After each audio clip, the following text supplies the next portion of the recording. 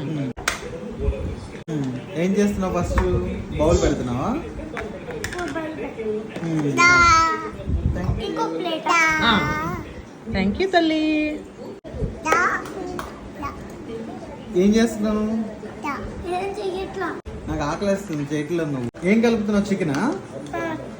మరి rice rice masala చాలా ఇస్తావా? దీంట్లో కొంచెం ఎక్కువ మసాలా ఉంది. నాకు ఇష్టమే మసాలా.